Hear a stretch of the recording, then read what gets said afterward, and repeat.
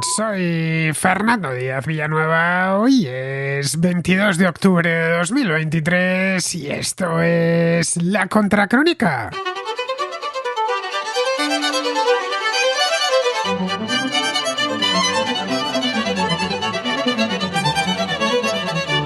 Bienvenidos a la contrarréplica del domingo. Antes de nada, y como me seguís preguntando, lo hacéis a través de correo electrónico, del WhatsApp de la Contra, y también lo he visto en el muro de iVoox, en los comentarios y en los comentarios de YouTube.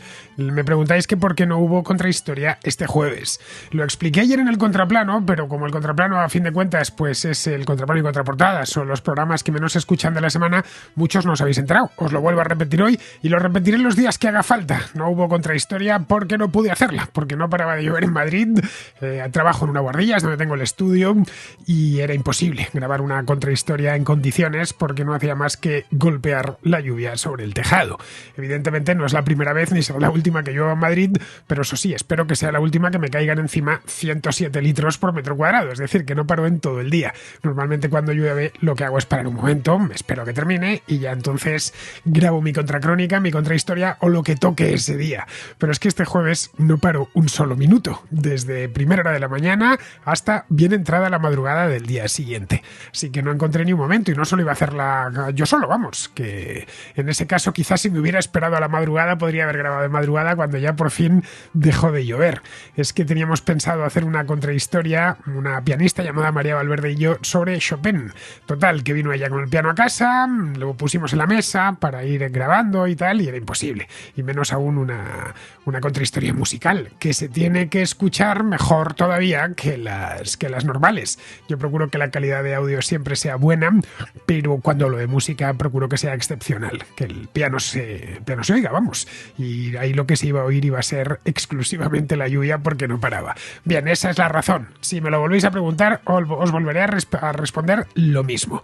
Bien, vamos hoy con la contrarréplica, como os decía hace un momento, la contrarréplica dominical, lo que significa que llevamos temas de fondo, aunque eso sí, me he traído un tema que se me quedó descolgado, relacionado con los eventos que están teniendo lugar ahora mismo en Gaza, entre israelíes y Hamas, pero que lo toca solo de manera tangencial. Se me quedó creo que fue el miércoles, y dije, bueno, me lo llevo para el domingo y lo he pasado. El resto son temas que me trae, que los contraescuchas me habéis traído hace ya algunos bastante tiempo.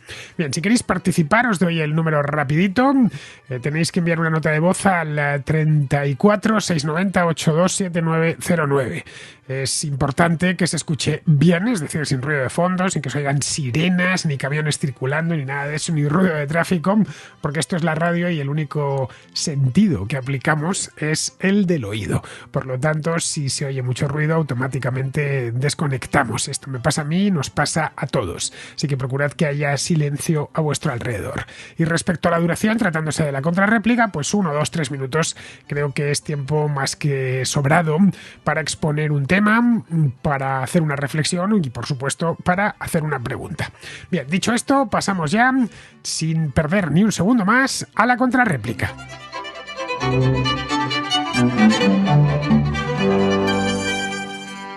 Empezamos con Roberto, que nos habla de la Darknet, conocida también como red oscura. Supongo que habréis oído hablar, Darknet o Dark Web, lo habréis oído hablar en más de una ocasión sobre este mismo tema, una especie de web que nadie conoce más allá de los iniciados, ¿no? Que saben cómo entrar por ahí y en la que se hacen pues cosas no siempre confesables.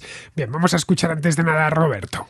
Mira, quería comentarte, bueno, un tema. Estuve leyendo un artículo este domingo de prensa en un dominical de estos, ya sabes, estos complementos de revistas que vienen con la prensa los domingos.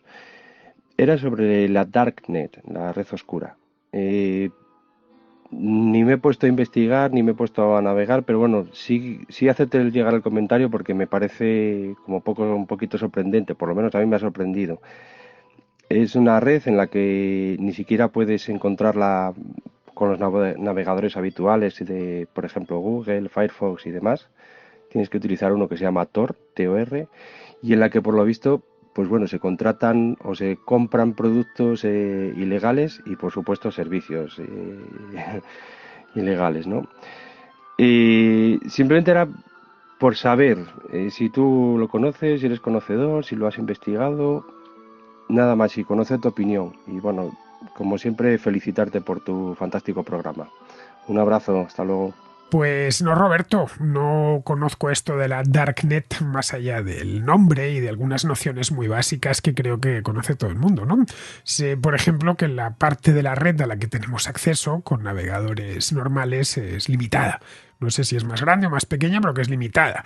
Esto es lo que se conoce como Clear Web o web limpia, podemos llamarla así en castellano. Es decir, esa parte de la web que indexan los grandes buscadores, como puede ser Google o como puede ser Bing. Y las páginas que aún sin estar indexadas por estos buscadores son de acceso público, a través de un navegador como Chrome o como Safari. Te dan la dirección web, la URL, y tú te diriges a ella, la ves y haces lo que tengas que hacer, ¿no? Por debajo de eso está lo que conocen los expertos como Deep Web, es decir, la web profunda. A mí me lo explicaron hace unos años, me dijeron que esto era como algo así como un iceberg, que la parte alta del iceberg era la Clear Web y claro, si la metáfora la llevamos hasta sus últimas consecuencias, tendríamos con que la Clear Web es muy pequeñita y por debajo es donde está realmente lo gordo, ¿no? Ahí en la Deep Web, al parecer, hay dos escalones. Por un lado está la información a la que no podemos acceder de forma directa, ya sea porque, aunque dispongamos de la URL, ya sea porque está detrás de muros de pago.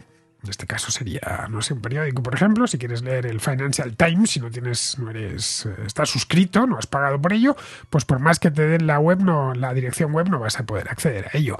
Ya porque es una página donde se custodian, qué sé yo, bases de datos, por ejemplo, donde custodian los correos electrónicos, etcétera.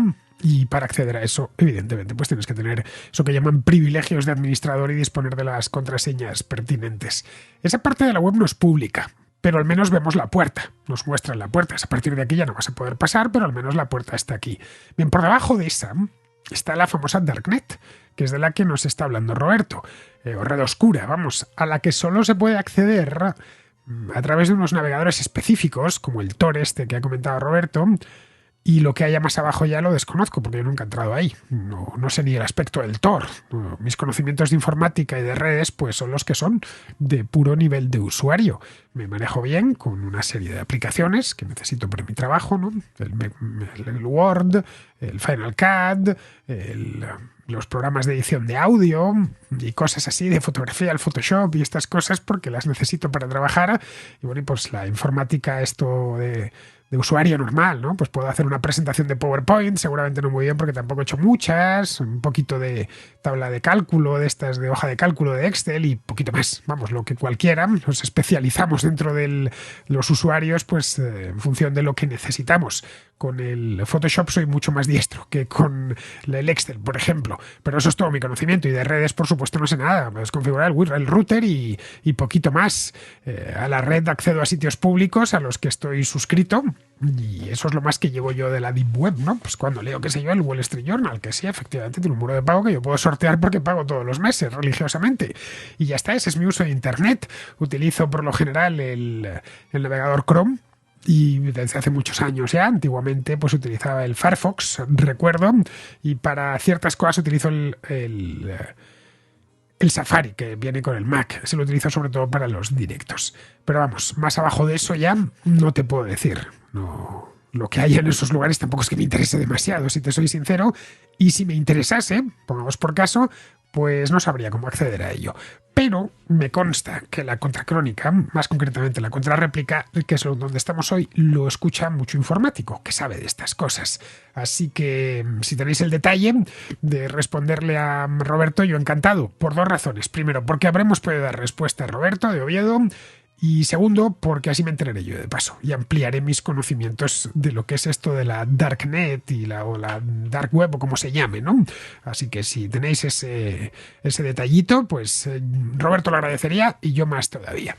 Bien, seguimos con Alejandro, que es de Málaga y que vuelve con el tema este de la monarquía y la república que hemos hablado no 1.000.000 de veces, pero se le acerca. Vamos a escuchar a Alejandro. Te envío este audio porque ayer escuché de casualidad un programa tuyo de hace ya varios años, creo que es de 2016, así que ha llovido, pero está de rabiosa actualidad.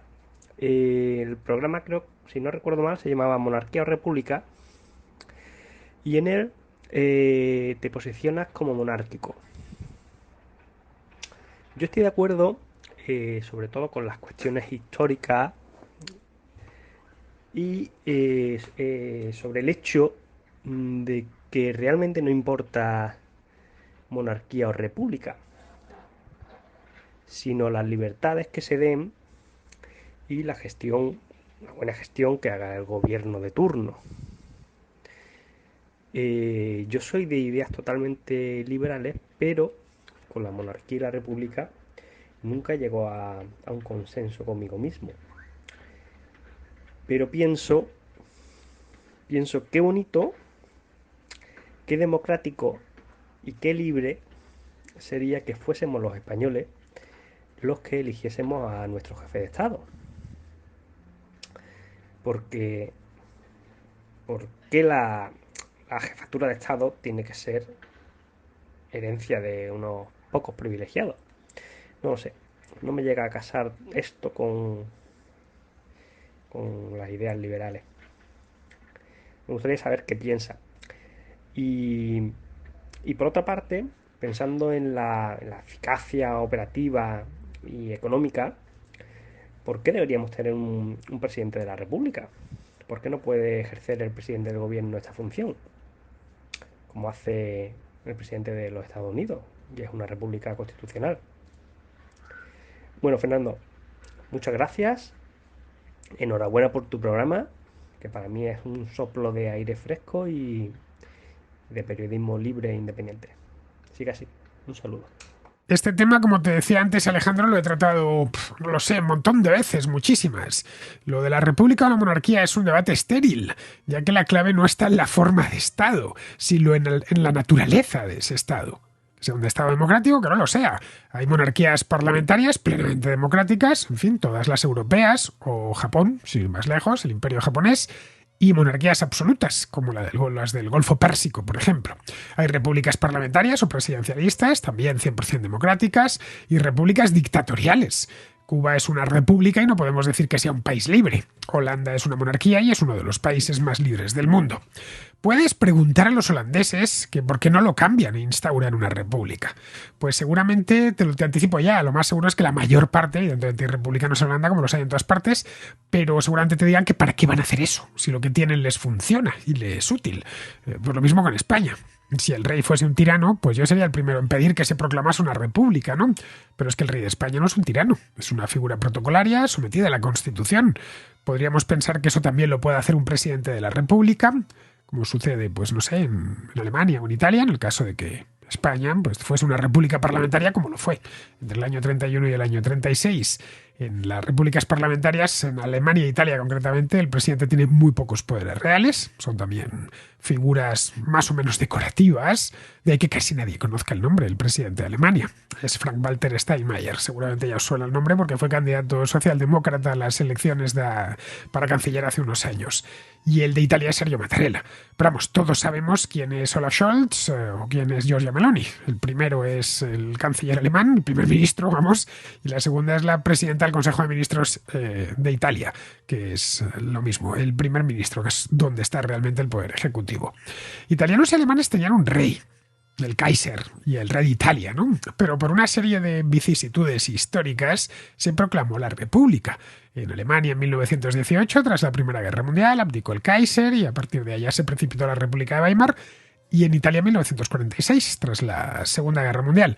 En ambos casos habían perdido la guerra estos dos países. La derrota del Imperio Alemán en el 18 y luego posteriormente la manera en la que Italia quedó sacudida durante la Segunda Guerra Mundial. Hubo además el frente fue corriendo desde Sicilia hasta el norte, la segunda parte de la guerra, ¿no? Aquello fue una agitación tremenda, ¿no? Y se llevó al monarca por delante, pues un año después de terminar la guerra. En el Reino Unido sucedió lo contrario.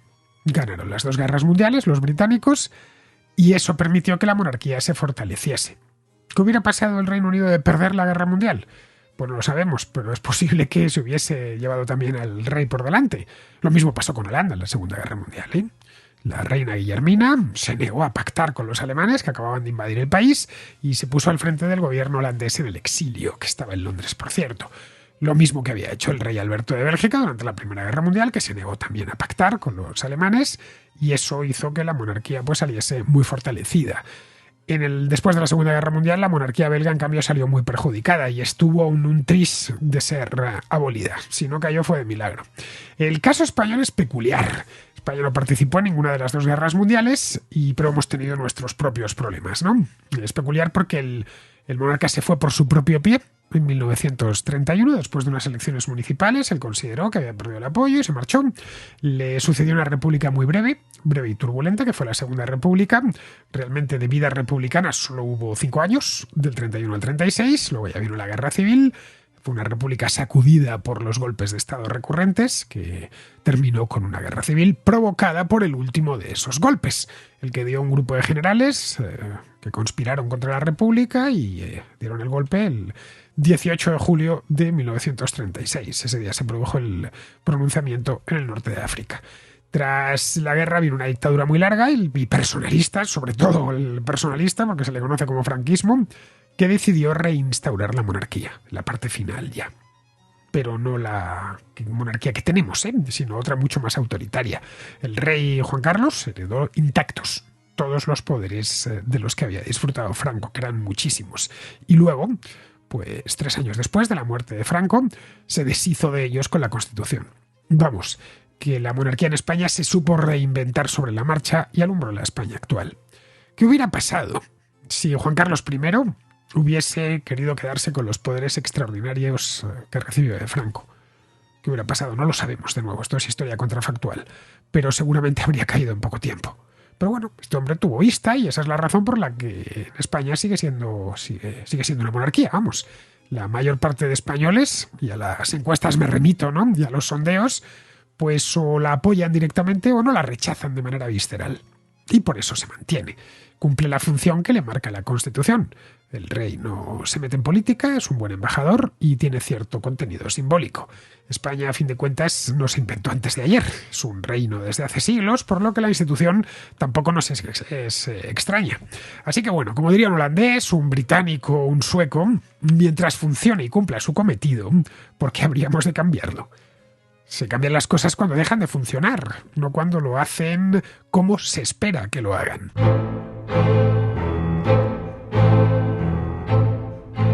Vamos con Gonzalo, que nos habla de izquierda, derecha y nacionalismos en España. Hola Fernando, hola compañeros contraescuchas. Quisiera insistir en el tema de que las etiquetas de izquierda y derecha no solo no ayudan a comprender la realidad política, sino que confunden. Creo que sería mejor pensar en amigos y enemigos del comercio o defensores de las sociedades abiertas y de valedores de un régimen caciquil. Entre los primeros está Israel, entre los segundos, Hamás. Para explicarme, comenzaré por citar a un compañero contraescucha que creo que se llama Sergio, que a su vez citaba un comentario del profesor Bastos sobre los resultados de las elecciones españolas del pasado 23 de julio. No comparto ni la opinión de Bastos ni la de este contraescucha. Ellos decían que la composición de nuestro Congreso era mayoritariamente de derechas y que no entendían por qué Feijóo no podía negociar con Puigdemont. El PP actual es un partido socialdemócrata moderado, amigo del comercio y de la sociedad abierta. El PNV y Puigdemont son representantes más o menos moderados de la xenofobia, que están juntos no por Cataluña o el País Vasco, sino por el corporativismo y el caciquismo. Por lo tanto, están en el mismo bando que el PSOE. En este sentido, estoy más cerca del análisis que establece Pío Moa en su libro Una historia chocante, los nacionalismos vascos y catalán en la historia contemporánea de España. Para Pío Moa, en torno a los años de la Primera Guerra Mundial, coja en nuestro país una alianza entre fuerzas muy dispares entre sí, separatistas, regionalistas, comunistas, socialistas, etc., pero que tienen en común querer destruir el régimen de 1876 y que no saben muy bien qué hacer con España.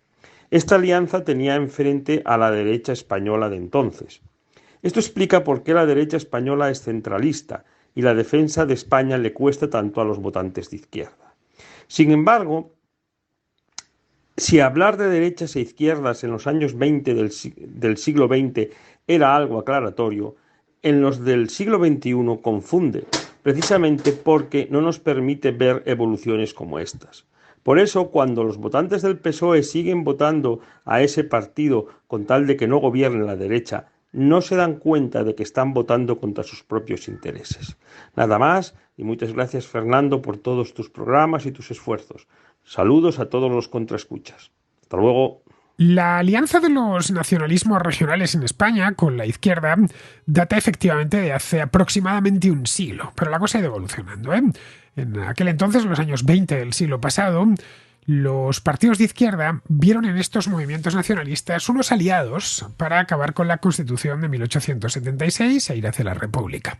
La República, como comentaba antes, se lo comentaba Alejandro, se terminó proclamando en 1931 y fueron esos republicanos de izquierda los que promovieron estatutos de autonomía para 3 regiones: Cataluña, el País Vasco y Galicia. Al final, el único que se pudo implementar, y muy brevemente, fue el catalán. Estas 3 regiones, Cataluña, País Vasco y Galicia, era donde estaban estos movimientos nacionalistas, por lo menos donde tenían más fuerza. Casi siempre eran movimientos de tipo conservador, con algunas excepciones, como Esquerra Republicana de Cataluña, que ya existía entonces, había nacido en 1931, como izquierda nacionalista. Bien, todo eso saltó por los aires en la Guerra Civil. Los líderes nacionalistas se exiliaron, todos, por la cuenta que les traía, pero buena parte de su base social aceptó el franquismo, ya que esa base social era en buena medida conservadora y religiosa. Como supongo que sabrás, durante la guerra se produjeron muchos excesos por parte de los republicanos contra la Iglesia Católica, así que esta gente aceptó el nuevo régimen de mejor o peor gana, pero lo aceptó. En los años 60, es decir, habían pasado ya 20 y tantos años del final de la Guerra Civil, emerge la izquierda nacionalista, pero no ya inscrita en el obrerismo y la lucha de clases de los años 30, sino en las luchas anticoloniales de la época. Cada momento histórico tiene sus cosas y sus pedradas. Bueno, pues los años 60 tuvieron eso. Esa izquierda revolucionaria veía estas regiones, pues eso, Cataluña, el País Vasco, la propia Galicia, como colonias del Estado español, y quería liberarlas. La ETA surge en ese momento, apostando por la lucha armada, como las guerrillas que proliferaban en aquel entonces en los países del tercer mundo. Luego, durante la transición, se fue conformando un nacionalismo de izquierdas que complementaba al de derechas, que había resurgido tras el final del franquismo. Es decir, ese nacionalismo de derechas que se había ido poco a poco subsumiendo en el primer franquismo, pero que luego resurge en torno a los años 60, a finales de los 60 y a los años 70. Y esto es un fenómeno que se produce en ese periodo. Antes no hay nada, es decir, no hay presencia de nacionalistas de derechas en los años 50, por ejemplo, en Cataluña. La gente estaba pues a la reconstrucción, a olvidarse del tema, pero digamos las semillas estaban ahí, supieron pues regarlas para que germinasen unos años más tarde. Pero esto ya digo, es a finales de los 60, principios de los 70. Se muere Franco, empieza la transición y bien, se decidió descentralizar el Estado ya desde la misma Constitución, precisamente para dar cabida a estos nacionalismos, a los regionalismos que habían ido apareciendo y a todos los nacionalistas. Un nuevo encaje, digamos. Los últimos, los nacionalistas, lo vieron como una vía lenta para conseguir la independencia. Pero bueno, ir poco a poco, desenganchándose y construyendo los nuevos estados. El fair país, que decía Jordi Pujol, hay que ir haciendo el país. Y esto va a llevar 2 o 3 generaciones. En el País Vasco y Cataluña, entre tanto, pues se terminaron formando sistemas de partidos propios, con nacionalistas a ambos lados del espectro. No hay más que ver las elecciones en el País Vasco y las elecciones en Cataluña. Es cierto que sigue habiendo presencia de partidos nacionales, pues el PSOE tiene, en Cataluña es el partido más votado.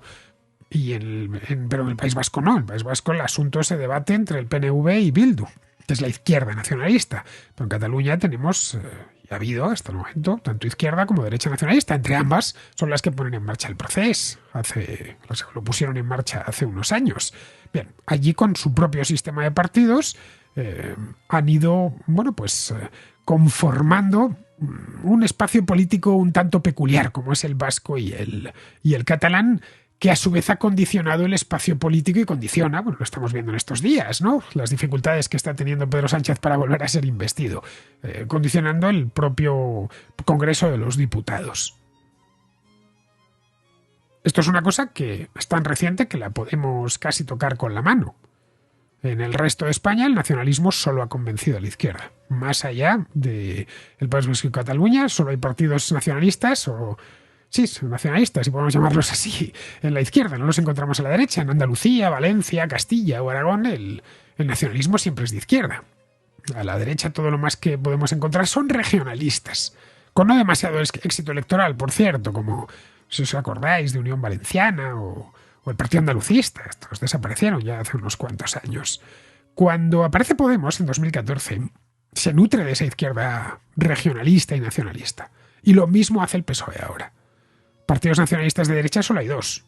Junts, que es la antigua Convergencia y Unión, y el PNV. Claro, estos partidos eran todo lo derechas que uno quiera, pero anteponen la cuestión nacional a otras cosas. Que eso es lo que Bastos parece ignorar.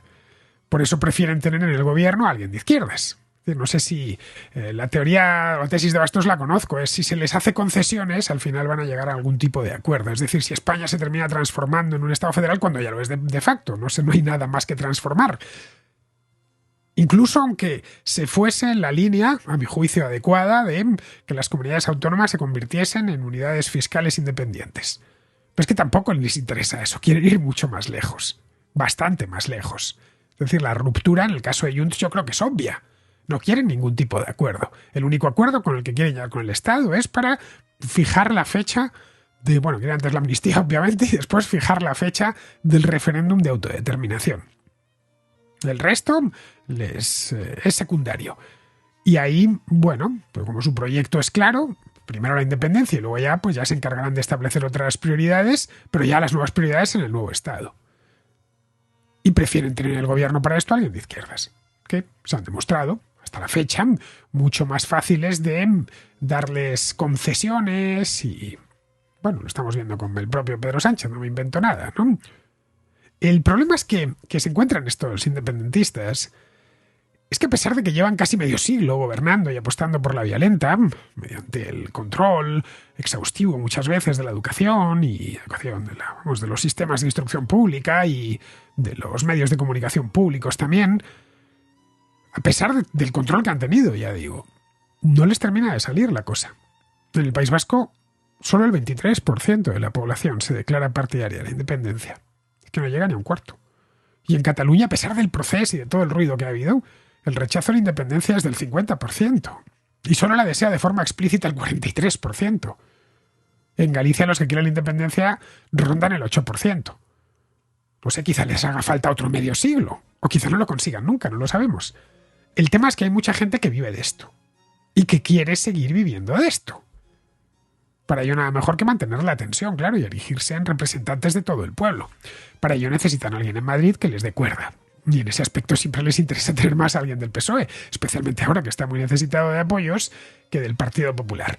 Bien, vamos ahora con Pablo, que nos habla de un tema muy interesante, de cómo la expansión de la frontera agrícola ha modificado los ecosistemas. Hola Fernando, enhorabuena por tu programa. Me ha gustado mucho lo que has hecho acerca del veganismo recientemente y quería compartir una experiencia personal que me dio que pensar, ¿no? Que es un poco absurda, un poco tonta, pero bueno.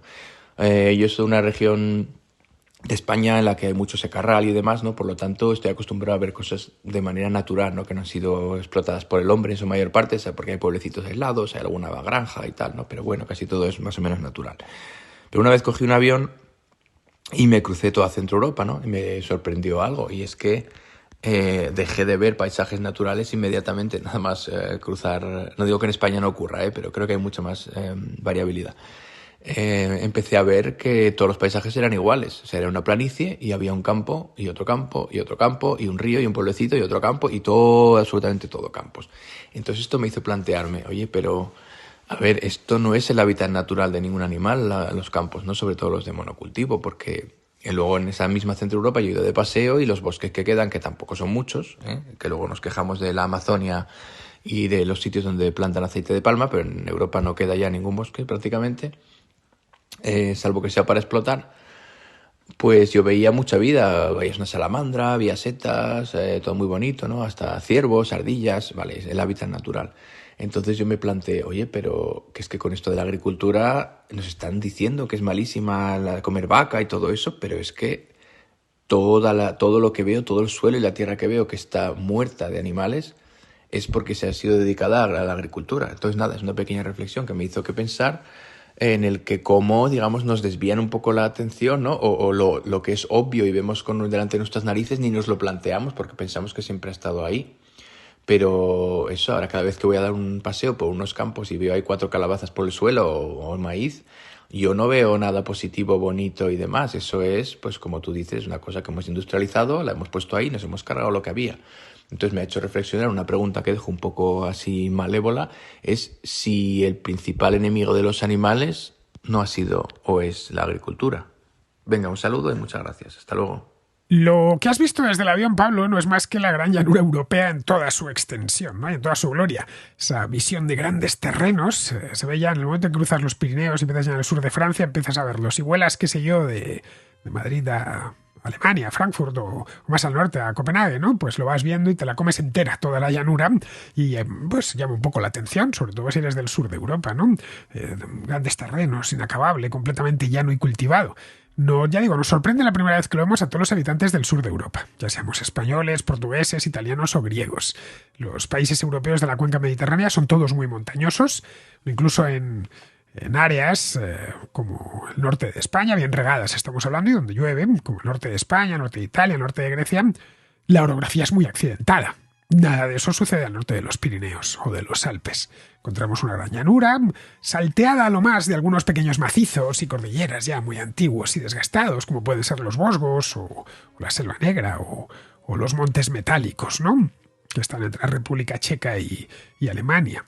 Hasta la Edad Media, esta zona del continente estaba llena de bosques impenetrables, con árboles de gran porte que empezaron a ser talados en aquel entonces, gracias pues, a los avances en la fundición de hierro, que permitieron la fabricación de mejores hachas y sierras y a la introducción del arado pesado de vertedera, que permitía profundizar mucho en aquellos suelos. Lo que descubrieron entonces era que se trataba de suelos muy profundos, muy ricos en nutrientes, y además bien regados, porque en el centro de Europa la pluviosidad es alta y constante a lo largo de todo el año. El resultado es que la población empezó a aumentar de forma sostenida a partir del siglo X. La capacidad de sustentación de aquellas tierras, las de Francia o Alemania, es mayor que la de los países ribereños del Mediterráneo, que tienen una orografía muy accidentada, pero por lo general tienen suelos pobres y baja pluviosidad. Las zonas más fértiles de España pues, son los valles de los grandes ríos, como bien sabes. La productividad por hectárea en Alemania es mucho más alta que en España o en Italia. En España solo se puede igualar esa productividad en zonas de regadío, pero esas se reservan para cultivos de alto valor añadido, como las frutas o las hortalizas. Bueno, esa es la razón, en definitiva, porque las grandes zonas de regadío en España son muy recientes, es la razón por la que Alemania dobla en población a España. Que estas zonas estén humanizadas no significa que no sean naturales. La dehesa, por ejemplo, tan habitual en Extremadura o en provincias como la de Salamanca, es un paisaje humanizado, es un paisaje artificial, pero a la vez natural. Estas dehesas tienen su propia flora y su propia fauna. Mira, hace unas semanas estuvimos, no sé si habréis visto los vídeos que subí al canal, estuvimos Alberto Garín, Javier Rubionce y yo en el canal de Castilla, porque nos habían invitado. Y lo recorrimos durante 2 días. Bueno, los guías nos insistían en el paisaje maravilloso que se abría ante nuestros ojos, que había ahí en el canal de Castilla, y sin duda lo es, ¿eh? El paisaje propio del canal estamos hablando. El canal tiene, ya digo, su propia fauna, hay unos cangrejos magníficos, y buena parte del canal, ojo, son más de 200 kilómetros, se encuentra bordeado por un bosquecillo de ribera, poblado por grandes árboles que unos metros más allá no podrían subsistir porque les faltaría el agua. El ecosistema del canal de Castilla lo creó el ser humano, a partir del siglo XVIII, que es cuando se hizo aquello. Y hoy los naturalistas lo alaban. Bueno, el otro día nos lo decían. Mirad, qué maravilla, qué cantidad de árboles, qué ecosistema más variado. Bueno, pues creado por el hombre. Lo mismo sucede con casi cualquier paisaje agrícola o, con bosques industriales, como esos pinares tan típicos de Castilla, que están ahí porque se extrae resina y no por ninguna otra razón. Si vas por la carretera que conduce de Segovia a Valladolid, atraviesas una comarca en torno a Cuéllar que se llama Tierra de Pinares. Está llena de pinares.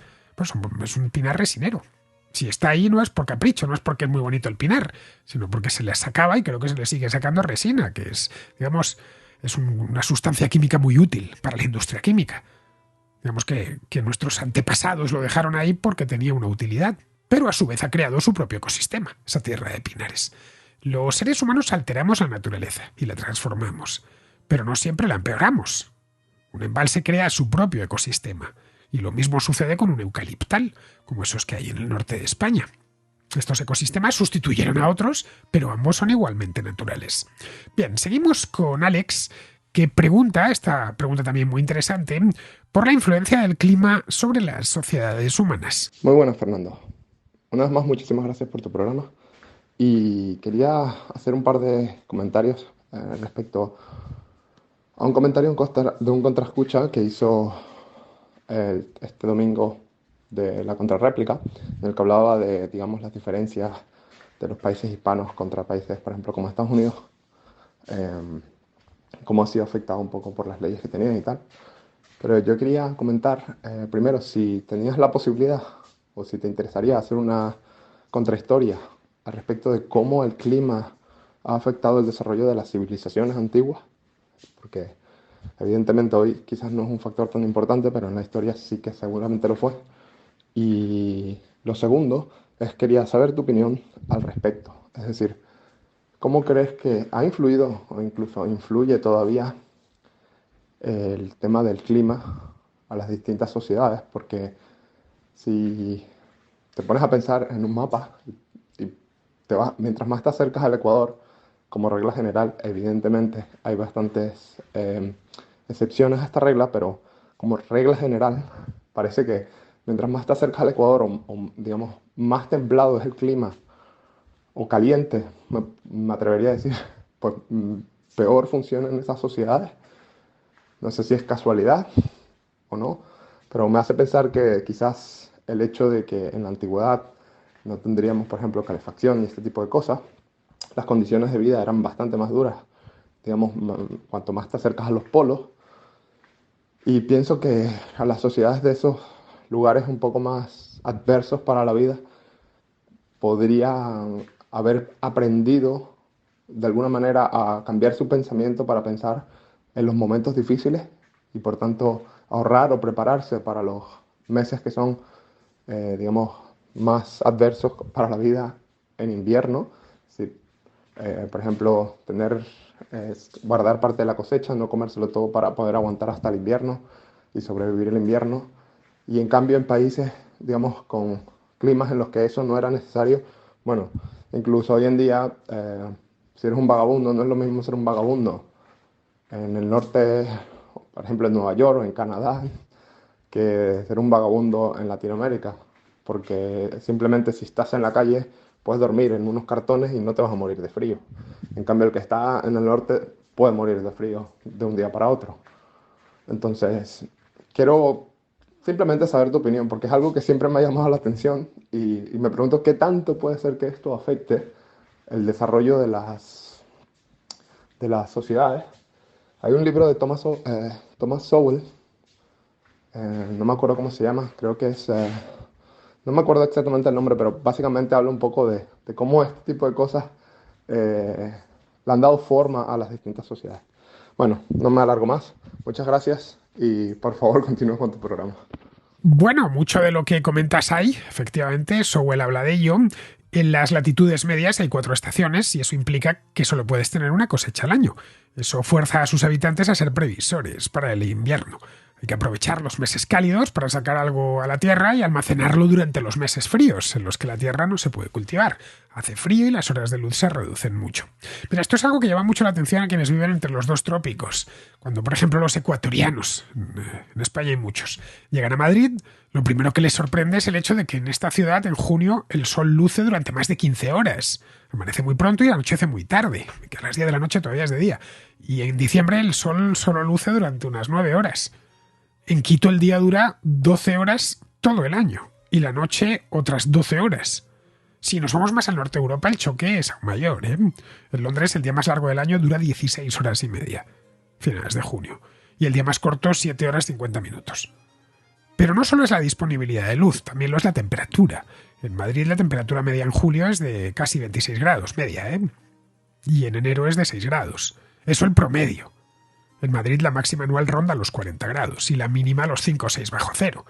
Es una amplitud térmica bestial. En Quito la temperatura media todo el año ronda los 15, 16, 17 grados y se mantiene. Esto tiene un impacto decisivo sobre la sociedad humana que habite uno u otro lugar, que deberá necesariamente que adaptarse al ciclo estacional, en el caso de las latitudes medias y a una gran amplitud térmica. En Europa hay que estar preparado para el invierno en términos alimenticios, es decir, hay que guardar. Pero también en términos de vestimenta, hay que tener ropa de abrigo y de cobijo, hay que tener casas bien aisladas para no morirte de frío.